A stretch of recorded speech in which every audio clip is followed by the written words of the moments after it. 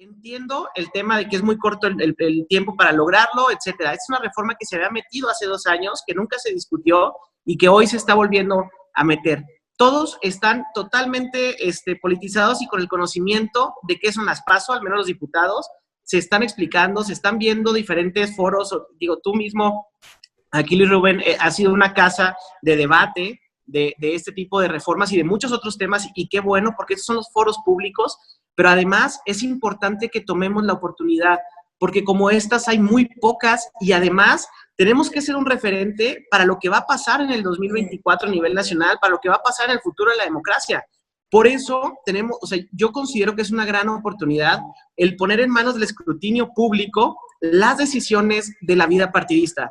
No podemos tener tampoco la visión de que los partidos políticos o que el derecho el derecho más importante de un militante es elegir sus candidatos. No, los partidos son vehículos de principios y valores, de convicciones, de capacitación, de lucha por ideales, de causas, va mucho más allá.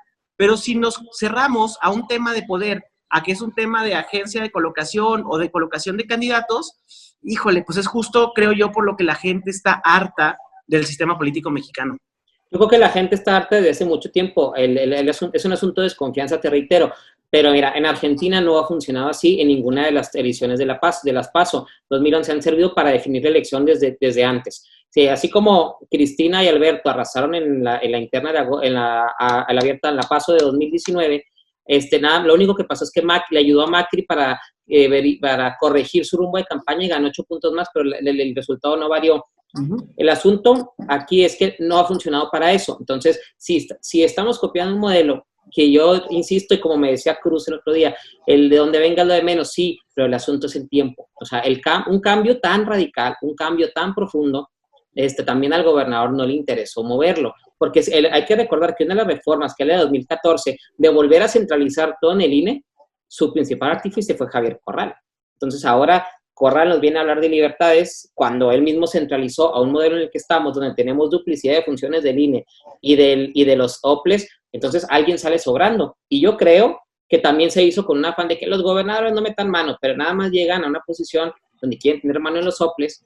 Entonces sí tenemos que verlo más allá de unas... Pero ahí te tengo que decir, digo, también Javier Corral fue el único, o el que propuso más bien en una asamblea nacional del PAN, que los militantes eligieran a sus propios dirigentes, que los militantes tuvieran esos derechos, y no es algo de ahorita. A ver, el tema de la ley de participación ciudadana, que a muchos otros políticos les molesta de sobremanera, porque le da derecho a la ciudadanía con canales de participación a tomar decisiones, eso lo impulsó el gobernador.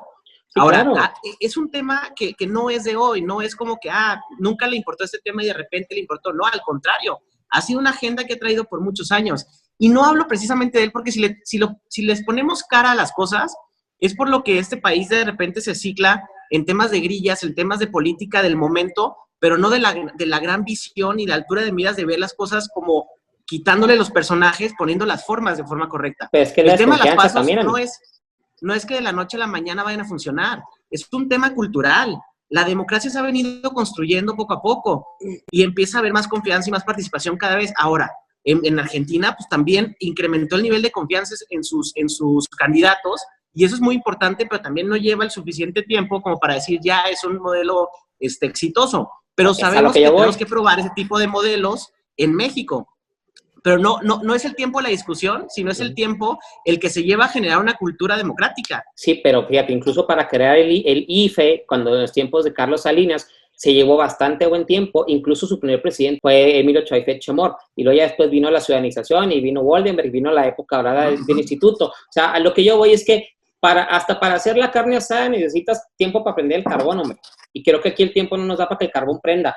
No, si no es estar en contra por estar en contra, pero también estos espacios de debate para eso son. Es muy poco tiempo, sí hay que cambiar de cultura, pero también necesitamos tiempo para hacer eso, y tenemos un proceso electoral que empieza en unos meses más, y pudimos haberlo hecho antes y discutirlo antes y haber formado el diálogo, porque yo aplaudo que se hagan los foros como el que hicieron con el gobernador, y qué bueno que se hagan y que sean caras frescas, y que a lo mejor sin mucha experiencia en el campo, pero se estudian, aprende y uno busca opinar. Sin embargo, yo sí creo que el tiempo es muy limitante, pero las PASO es un cambio tan radical que necesitamos radicalmente mucho tiempo, y en circunstancias como en las que estamos, es muy complicado hablar de un tema así cuando la gente está preocupada por otras cosas. O sea, yo entiendo que sí hay que atenderlos, pero ahorita ese tema del virus no está solucionable en el corto plazo. El asunto es que tenemos una desconfianza en el sistema electoral y para poder cambiar esa cultura necesitamos tiempo para hacerle las PASO, en todo caso, si pudiéramos hacerlo en el Estado,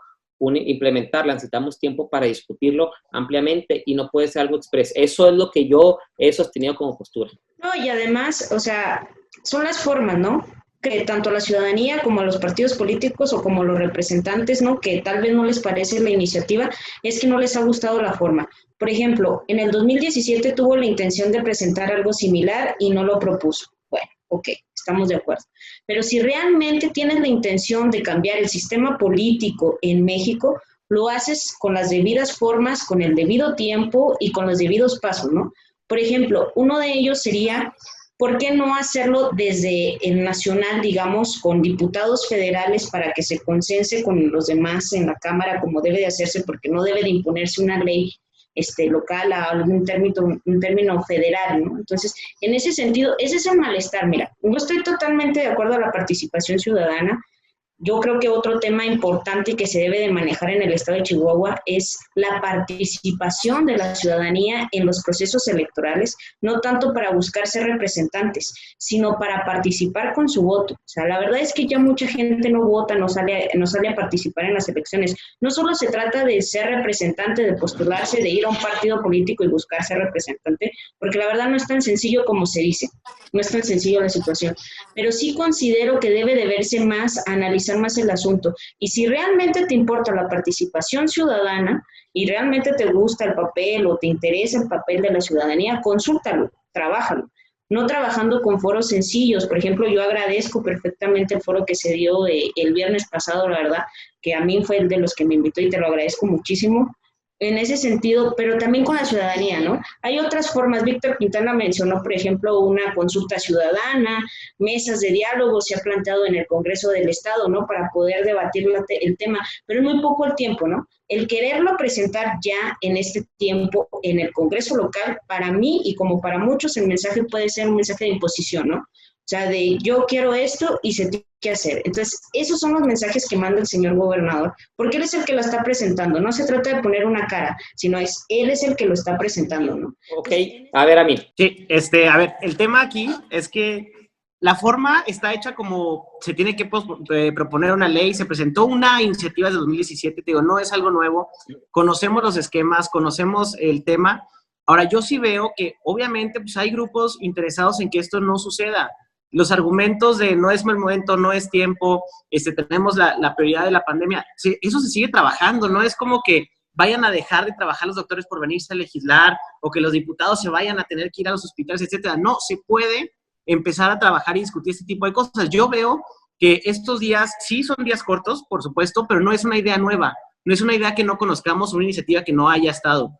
Que se venga impulsando desde el Palacio de Gobierno, en lo personal se me hace más interesante que si viniera incluso de algún diputado, porque en este caso se está poniendo a escrutinio, se está haciendo que el poder se democratice. Eso no se ve nunca. Esa es la gran oportunidad que tenemos. Por supuesto que va a haber muchos partidos que van a hacer todo lo posible. A ver, había dirigentes de partidos que son diputados ahorita que tenían años sin dar una entrevista en medios de comunicación, inclusive diciéndoles, no te voy a contestar cuando me preguntes. Y ahorita andan en todos los medios viendo cómo le hacen para decir de que no es momento, que no es tiempo, que es inconstitucional, etcétera, porque hay muchos intereses de por medio, pero son justo estas batallas las que se necesitan dar y que todos quitemos nuestros egos personales, nuestros intereses personales y en realidad pensemos en qué vamos a hacer para rescatar a los partidos políticos mexicanos, porque yo creo, y yo estoy afiliado a un partido político, a ver, yo creo en el sistema de partidos en una democracia. El tema es cómo los vamos a sanear. ¿Por qué? Pues porque sabemos que están llenos de cotos de interés y eso es lo que ha hecho que la democracia se frene en muchos sentidos y los grandes avances democráticos no se hagan. Creo que es una oportunidad enorme. No estamos hablando de un tema desconocido que tengamos que debatirlo por N meses y luego que al final no suceda, porque eso pasa muchísimo en este país. Porque es no que sé si por qué. pudiera suceder, si el debate lo hacemos en meses, pudiéramos llegar a un consenso. Eso es algo que yo digo con el tiempo. O sea, a lo mejor que lo discutan con ustedes está bien, pero también tenemos que abrirlo a la sociedad chihuahuense. O sea, el gobernador no puede hablarnos de que él quiere la participación ciudadana cuando ayer no se quedó en el Consejo Estatal del PAN, cuando ayer Rocío apagó la cámara en el Consejo Estatal del PAN, cuando la presidenta, con todo lo que yo le estimo, pero con todo respeto, pero nunca está presente en los debates, y ahora quiere andar presente en los debates cuando ha estado ausente como dirigente en los grandes debates que su partido necesita. A ver, espérame, ayer se le dio la voz a todos los que quisieron participar en el Consejo del PAN, duró más de 5 horas. O sea, eso de apagar la cámara fue después de despedir. O sea, oigan, muchas gracias a todos los que quisieron participar y participaron. No hubo límite de tiempo. Espérame, es que se pueden decir muchas cosas cuando no está sucediendo así. Ahora, yo entiendo lo que está pasando. Es normal que suceda esto. Yo me he dado ese tipo de discusiones incluso en el propio Cabildo, pero luego te frenas porque hay grupos de interés que no quieren que sucedan las cosas. Y entiendo eso, entiendo perfectamente ese tema, pero también entiendo que sí hay el tiempo suficiente, en este caso, para poder sacarla. A ver, están las dos vías. Están la vía de discutirla por meses, y estoy totalmente de acuerdo que el tiempo es corto, pero es un tiempo también en el que pudiera salir.